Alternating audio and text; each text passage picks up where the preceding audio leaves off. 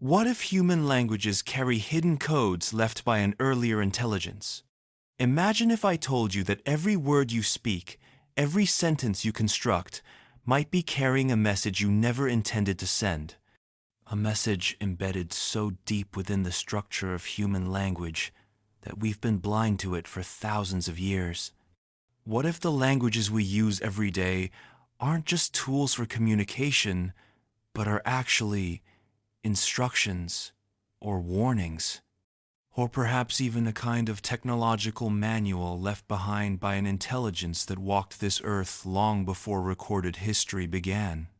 Welcome back to Javis Heist, where we dive deep into the mysteries that keep researchers awake at night and make us question everything we think we know about our world. I'm your host, and today we're exploring one of the most provocative theories in modern linguistics and archaeology: the possibility that human languages contain hidden codes planted by an earlier, more advanced intelligence. Now, before you roll your eyes and think this is just another conspiracy theory, I want you to consider something. We know that human language is unlike anything else in the animal kingdom. While other species communicate, none have developed the complex, recursive grammar systems that humans use effortlessly. We can create infinite meanings from finite elements, discuss abstract concepts, and even talk about things that don't exist. Scientists call this the language faculty, and its sudden appearance in human evolution remains one of the greatest puzzles in anthropology. So buckle in, because we're about to journey into a realm where linguistics meets archaeology, where ancient mysteries collide with cutting-edge research, and where the very words coming out of my mouth right now might be carrying secrets I don't even know I'm sharing. Let's start with what we know and what we don't. Human language appeared relatively suddenly in evolutionary terms. While our ancestors had been around for millions of years, complex language seems to have emerged somewhere between 100,000 and 50,000 years ago. That might sound like a long time, but in evolutionary terms, it's practically overnight. One day our ancestors were grunting and pointing, and the next, geologically speaking, they were composing epic poems and philosophical treatises. This sudden emergence has always puzzled scientists. Evolution typically works gradually, building complexity step by step over vast periods. But language appears to have burst onto the scene fully formed, like Athena springing from Zeus's head. The gap between the communication systems of our closest relatives, the great apes, and human language is not just significant, it's a chasm so wide that Darwin himself called it an insuperable difficulty. But here's where things get really interesting. In 1988, a linguist named Derek Bickerton was studying Creole languages, those remarkable hybrid languages that emerge when groups with different native languages are forced to communicate. He noticed something extraordinary.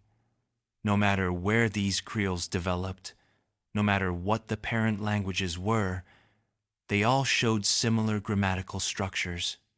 It was as if there was some kind of template, some underlying pattern that human minds naturally gravitated toward. This led Bickerton to propose what he called the bioprogram hypothesis, the idea that humans are born with an innate grammatical template. But here's the question that keeps me up at night. Where did that template come from? Now, most linguists would tell you it evolved naturally, that somehow, through millions of years of incremental changes, our brains developed this miraculous capacity for language. But there's a growing number of researchers who aren't satisfied with that explanation. They're asking harder questions, and they're finding some disturbing answers. Dr. Merritt Rulin, one of the world's leading experts on language families, spent decades tracing the connections between seemingly unrelated languages. His work on global etymologies, words that appear in similar forms across language families that have been separated for tens of thousands of years, revealed patterns that shouldn't exist if language developed purely through natural evolution. Take the word for finger or one. In languages as diverse as Navajo, Hungarian, and Tamil, languages that supposedly have no common ancestor in recorded history, we find remarkably similar root words. Rulin documented hundreds of these global etymologies, and the statistical probability of them occurring by chance is virtually zero. But Rulin's research went even deeper. He discovered that certain grammatical structures, the very bones of language, also appear across supposedly unrelated language families. Specific ways of forming questions, particular methods of indicating possession, identical patterns for creating compound words. It's as if someone had laid down a basic blueprint that all human languages, no matter how isolated, somehow managed to follow.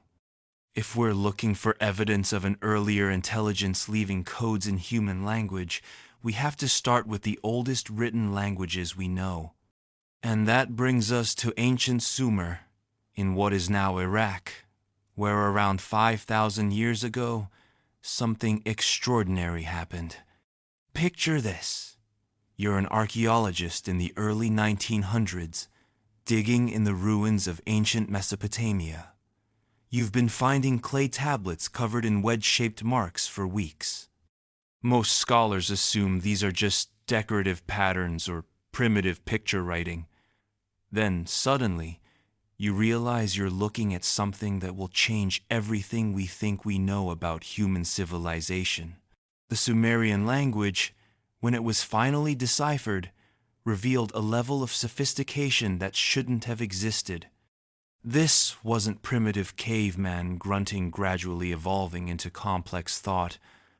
This was a fully developed, grammatically complex language system that appeared seemingly out of nowhere in the archaeological record. But here's what really caught the attention of researchers like Zecharia Sitchin and later more mainstream linguists. Sumerian grammar contains structures that are almost impossibly complex for a first language. It has a system of verb aspects that can express incredibly subtle distinctions of time, completion, and relationship between actions. It has what linguists call ergative absolutive alignment, a grammatical system so complex that most languages in the world don't use it. Think about it this way.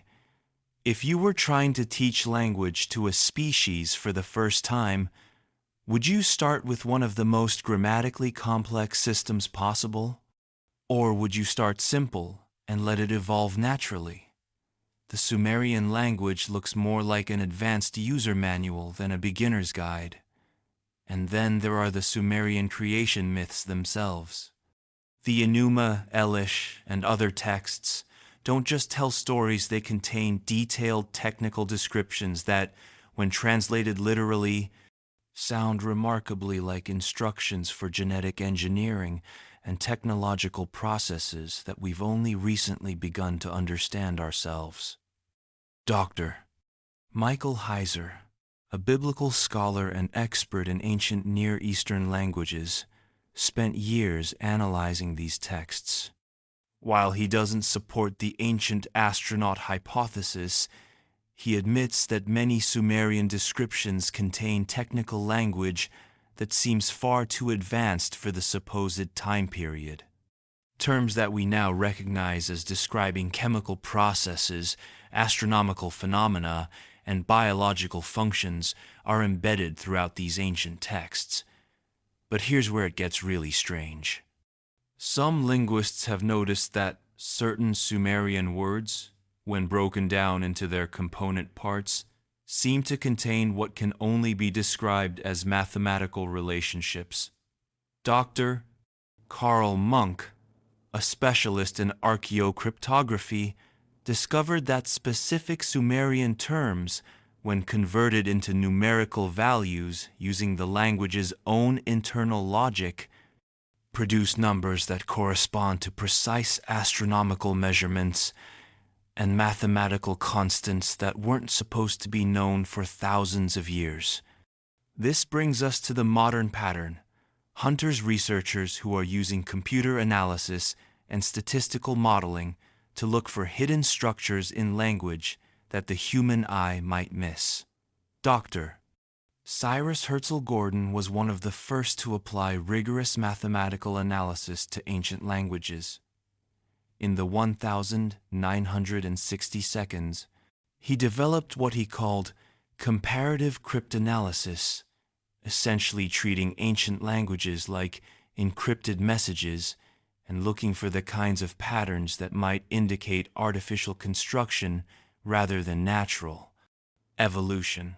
What Gordon found was extraordinary. Across multiple ancient language families, he discovered what he termed template markers, recurring numerical and phonetic patterns that appeared far too frequently to be coincidental. These patterns seemed to serve no obvious grammatical or communicative function, but they were there, embedded in the deep structure of the languages like code. Building on Gordon's work, Dr. Stanislav Drobny at Charles University in Prague developed computer algorithms to analyze the statistical distribution of phonemes and grammatical structures across language families. His findings, published in the Journal of Theoretical Linguistics in 1987, showed that human languages contain what he called inexplicable regularities, patterns that shouldn't exist if languages evolved purely through natural selection and cultural transmission. But the most intriguing research came from an unexpected source, MIT's Noam Chomsky himself, though he would probably be horrified to see his work used to support this theory. Chomsky's famous universal grammar hypothesis states that all human languages share a common underlying structure, what he calls the language acquisition device, that every human is born with. Now, Chomsky would tell you this evolved naturally. But think about what he's actually describing.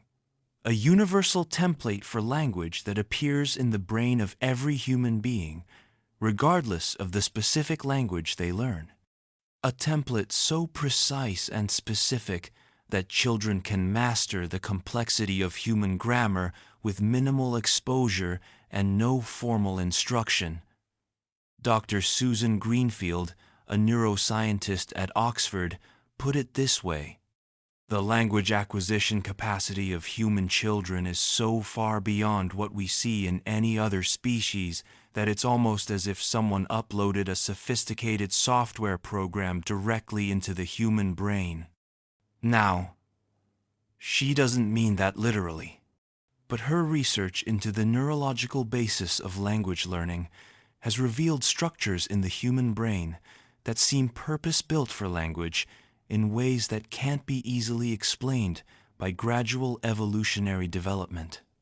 This is where things get really wild. Are you ready for this? In 2003, Dr. Marcelo Gleiser, a theoretical physicist at Dartmouth College, was working on pattern recognition in cosmic background radiation when he decided, almost on a whim, to apply the same mathematical tools to human language. He was looking for what physicists call non-random distribution patterns, essentially, signs of intelligent design rather than random natural occurrence. What he found changed his career trajectory. Human languages, when analyzed at the deepest structural level, show mathematical relationships that correspond to physical constants in the universe. The ratio between vowels and consonants across all known languages approximates the golden ratio. The distribution of syllable lengths follows patterns that mirror the distribution of prime numbers. The frequency with which certain grammatical structures appear matches patterns we see in crystalline formations and organic growth. These aren't rough approximations. These are precise mathematical relationships that appear consistently across language families that have been separated for tens of thousands of years. But here's the kicker, Doctor. Gleiser found that these mathematical patterns become more precise, not less, as you go back in time to older languages.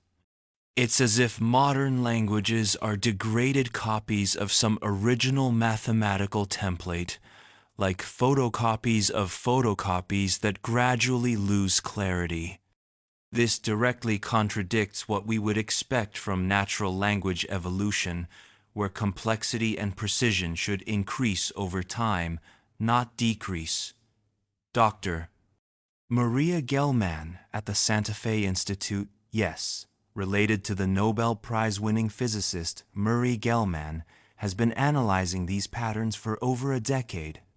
Her work suggests that what we're looking at isn't just mathematical coincidence, but what she calls embedded information architecture, structured data that's been woven into the very fabric of human language. And then there's the work of Dr. Vladimir Pokhilko, a Russian mathematician who defected to the United States in 1991.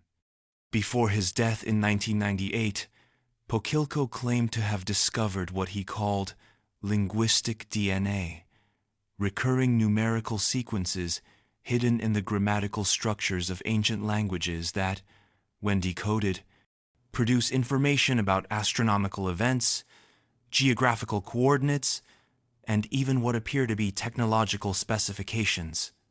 Now, Pokhilko's work was never fully published, and much of it remains classified in various government archives, but the fragments that have been released are disturbing. Because if he's right, then human language isn't just carrying hidden codes, it's carrying an instruction manual. Let's talk about something that will make your skin crawl. The technological descriptions hidden in plain sight in our oldest languages.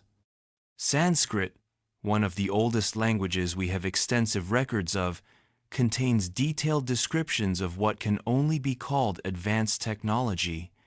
Now, most scholars interpret these as mythology or metaphor, but Dr. Richard Thompson, a mathematician and Sanskrit scholar, spent 30 years doing literal translations of these texts. And what he found reads like a technical manual for a civilization far more advanced than anything we had until the 20th century. The Vimana text's ancient Sanskrit documents contain step-by-step instructions for building flying machines.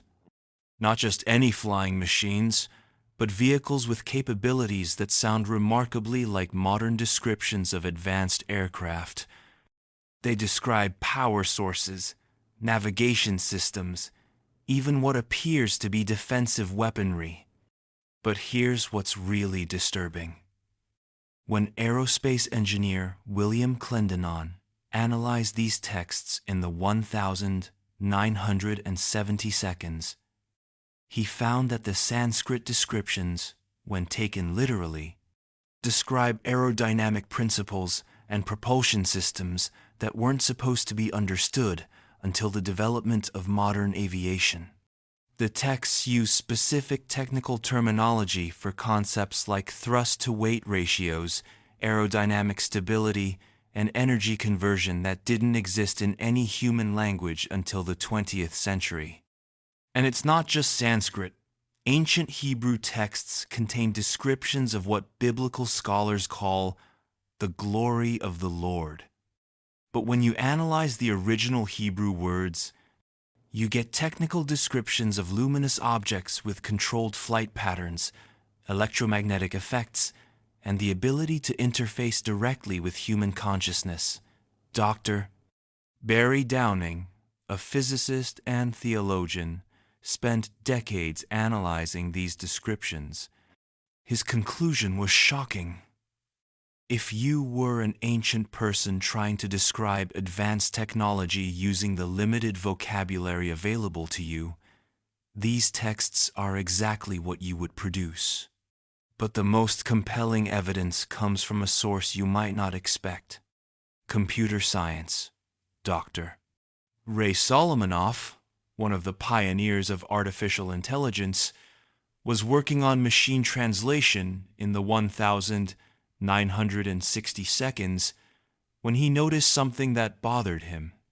Human languages, when processed by computers, showed structural patterns that were far too sophisticated for their supposed age and origin. Solomanoff discovered that human languages contain what computer scientists call embedded algorithms, logical structures that allow for incredibly efficient information processing and storage. These aren't simple patterns, but complex computational methods that we've only recently learned how to implement in our most advanced AI systems. Think about that for a moment. Our ancestors, supposedly working with primitive stone tools and basic agriculture, developed linguistic systems that contain computational methods we've only just figured out how to use in our most sophisticated computers. But it gets stranger. Dr. Javis Siegelman at the University of Massachusetts has been studying what she calls linguistic programming. The idea that human language might actually function as a kind of biological computer code. Her research suggests that the structure of human grammar allows for types of information processing that are more advanced than our current digital systems. In 2019, she published a paper showing that human language contains recursive structures that can theoretically process infinite computational tasks, something that even our most advanced AI systems struggle with. The paper was titled, "Are Human Languages Executable Code?" and it sent shockwaves through both the linguistics and computer science communities. Because if Siegelman is right, then human language isn't just a communication tool, it's a biological programming language. And the question becomes, who wrote the original code? This brings us to perhaps the most disturbing possibility of all. What if the hidden codes in human language aren't just information? What if they're designed to affect human consciousness itself? Dr. Manfred Kleins, a neurophysiologist who worked extensively with both music and language processing in the brain, discovered something remarkable in the 1,980 seconds. Certain combinations of sounds and grammatical structures produce measurable changes in human brain activity, not just in the language centers, but in areas associated with altered states of consciousness. Kleins found that specific patterns embedded in ancient languages, when spoken aloud, can induce what he called consciousness state transitions. Essentially, they can alter the way human brains process reality. These aren't random effects. The patterns that produce the strongest neurological responses are the same mathematical sequences that other researchers have identified as the hidden codes in human language. It's as if the languages were designed not just to carry information, but to reprogram human consciousness. Dr. Jeffrey Satinover, a psychiatrist and physicist, took this research even further. He analyzed the neurological effects of specific Hebrew and Sanskrit chants and found that they produce brain activity patterns identical to those seen in advanced meditation states, but they do it almost instantly, without years of practice. Here's what really kept me awake last night thinking about this. Satinover's research suggests that these consciousness-altering linguistic patterns are most effective when people don't understand the literal meaning of what they're saying.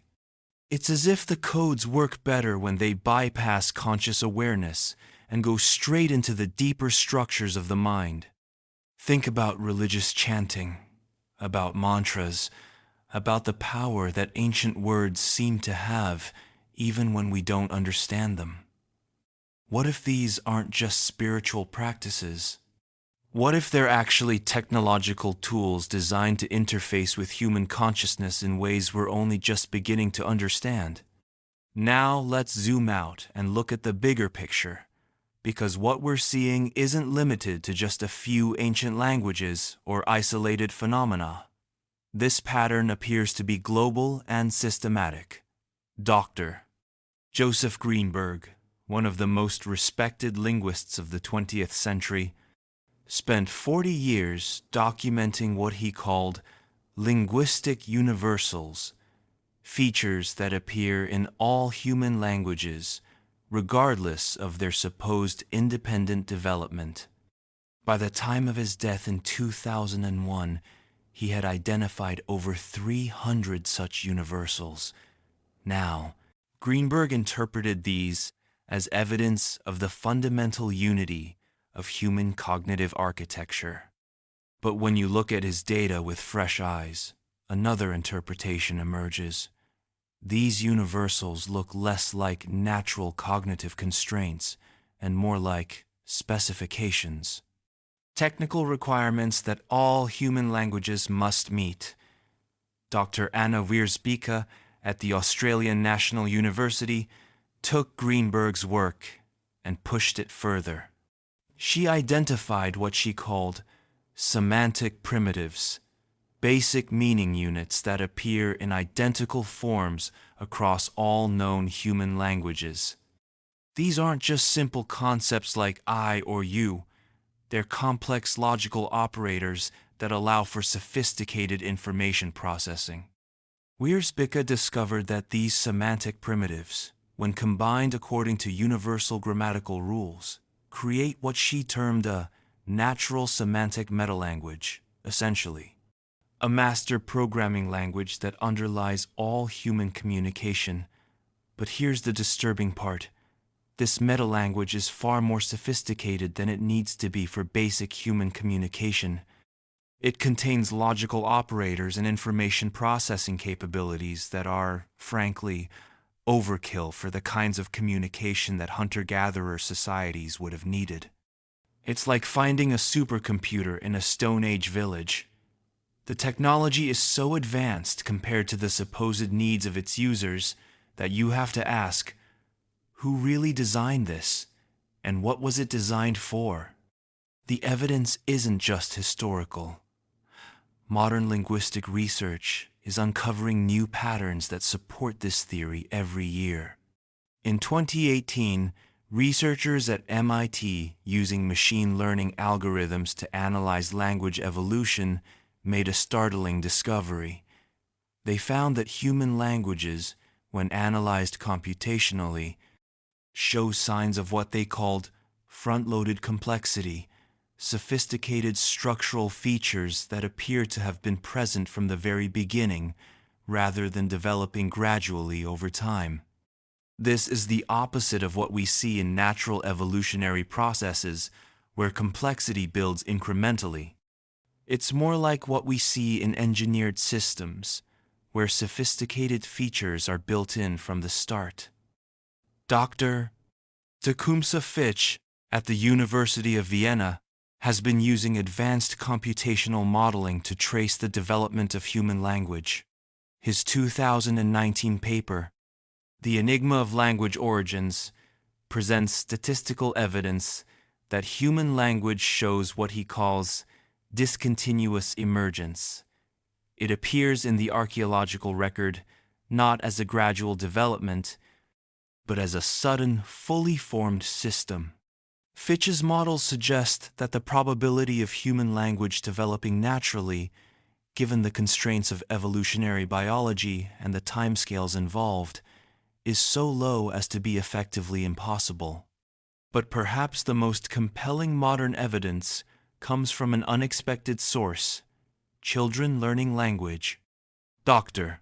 Elena Levin at the University of Manchester has been studying child language acquisition for over 30 years. Her research shows that children don't just learn the languages they're exposed to, they consistently correct adult speech patterns, moving toward grammatical structures that are more mathematically precise than what they actually hear. It's as if children are born with an internal template of what language should look like, and they automatically adjust the imperfect languages they hear to match that template. So, what does all of this mean? Let's think through the implications of what we've been discussing. If human languages really do contain hidden codes left by an earlier intelligence, then everything we think we know about human history and our place in the universe needs to be reconsidered. We're not just talking about rewriting textbooks, we're talking about fundamentally reimagining what it means to be human. Think about it. Every word you speak, every sentence you construct, might be following templates laid down by beings whose intelligence far exceeded our own. Your thoughts, your very consciousness, might be operating according to programming you never consented to and don't even know exists. But it's not just philosophical implications we need to consider. If these codes really exist, then they might still be active. They might still be influencing human behavior, human thought, human development in ways we're completely unaware of. Dr. Stuart Hameroff, the anesthesiologist who's done groundbreaking work on consciousness and quantum mechanics in the brain, has suggested that human language might function as what he calls a biological quantum computer. If he's right, then the hidden codes in language might be capable of processing and storing information at levels far beyond our current understanding.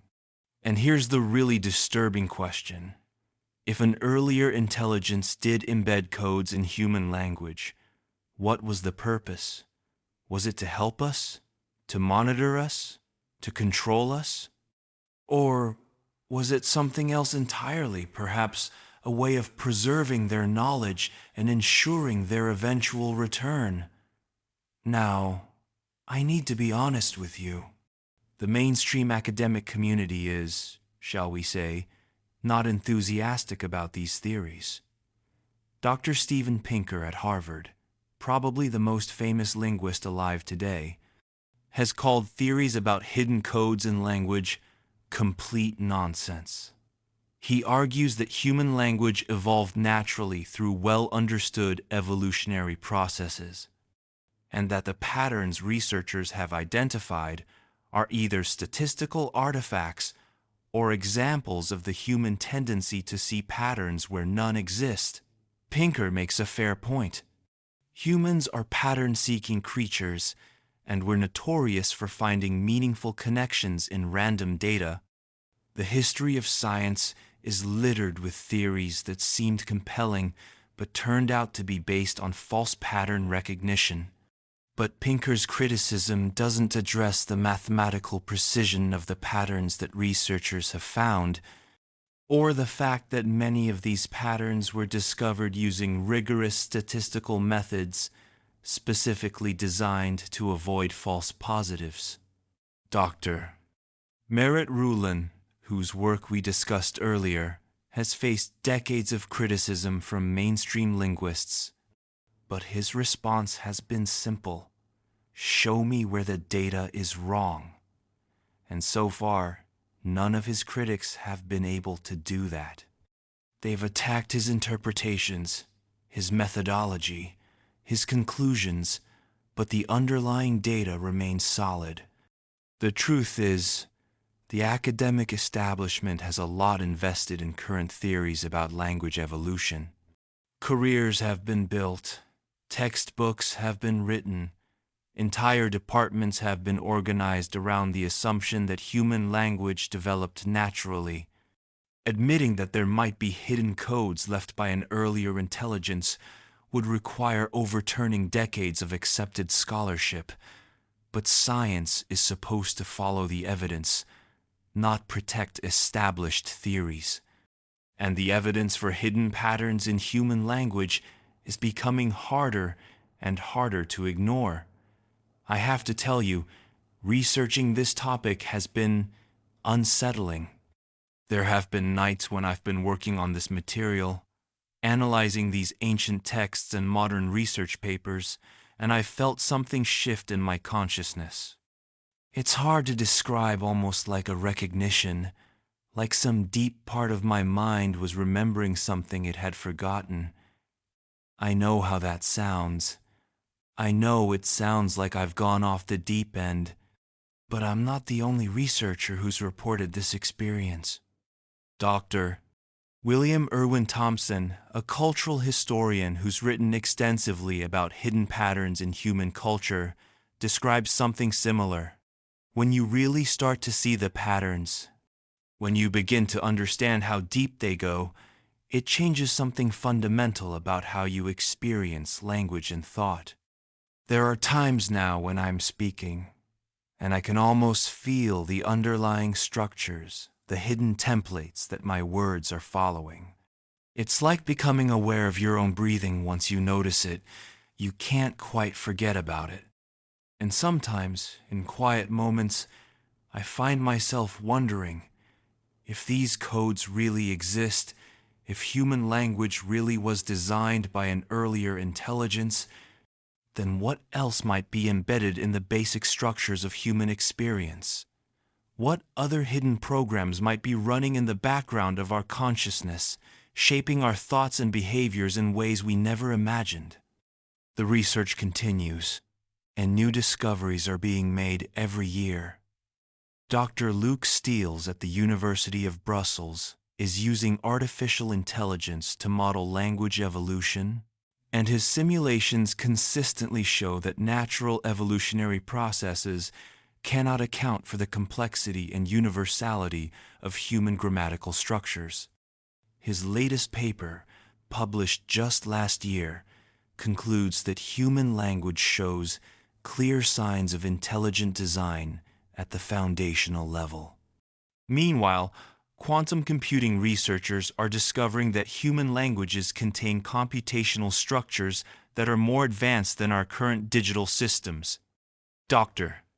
Seth Lloyd at MIT has suggested that human language might be our first example of biological quantum information processing, and if that's true, then the beings who designed it had access to technologies we're only just beginning to understand.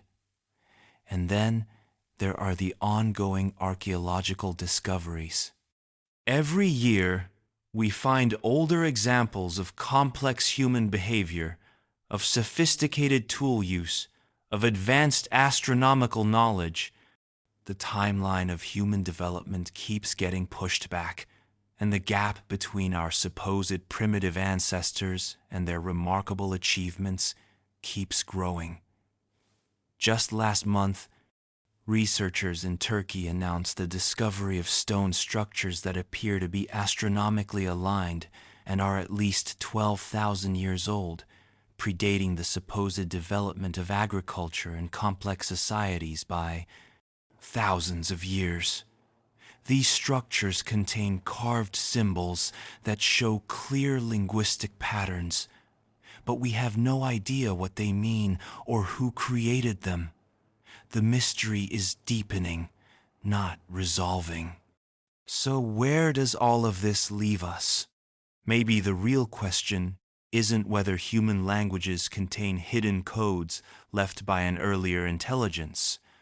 Maybe the real question is, what are we going to do with this possibility?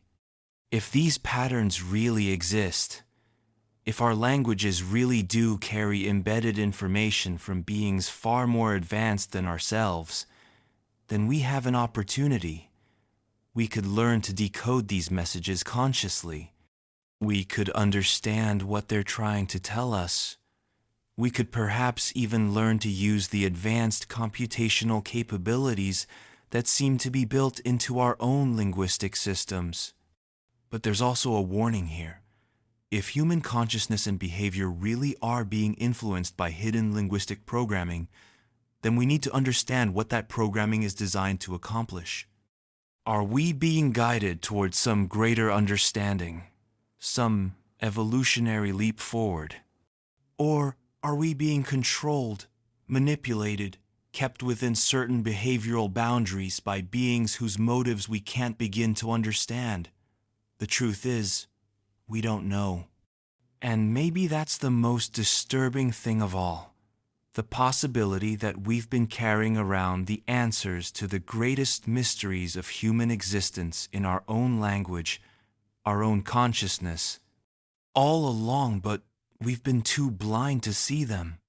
You know, when I started researching this topic, I thought I was just exploring another historical mystery. But the more I've learned, the more I've realized that this isn't really about ancient history at all. It's about us. It's about what we are, where we came from, and maybe most importantly, what we're capable of becoming. Every time you speak, every time you think in language, you're participating in something that might be far more profound and mysterious than you ever imagined. You're not just communicating. You might be executing code written by an intelligence that possessed knowledge we can barely comprehend. Does that terrify you? It should, but it should also amaze you. Because if it's true, then human beings are far more remarkable than we've ever dared to believe. We're not just clever apes who learn to talk. We might be living libraries, walking archives of advanced knowledge, biological quantum computers, running programs designed by minds that could see far beyond our current horizon. The patterns are there. The mathematical relationships are real. The statistical evidence is mounting. Whether you choose to see conscious design or remarkable coincidence is up to you. But you can't unsee the patterns once you've seen them. You can't unfeel the strange recognition that comes with understanding just how deep these mysteries really go. So I want to hear from you. After everything we've discussed today, what do you think? Are human languages really carrying hidden codes left by an earlier intelligence? Have you ever felt that strange sense of recognition when encountering ancient texts or learning about these linguistic patterns? Do you think there are other hidden programs running in the background of human experience? Leave your thoughts in the comments below. Share your own experiences. Tell me about any patterns you've noticed that mainstream science can't explain. Because this isn't just an academic discussion, this is about understanding who we really are and what we might be capable of. And if you want to keep exploring these mysteries with me, make sure to hit that subscribe button and ring the notification bell. Because every week here on Javis Heist, we're going to keep digging deeper into the questions that challenge everything we think we know about reality. The codes are there, hidden in plain sight. The question is, are you ready to start decoding them? Until next time, keep questioning everything.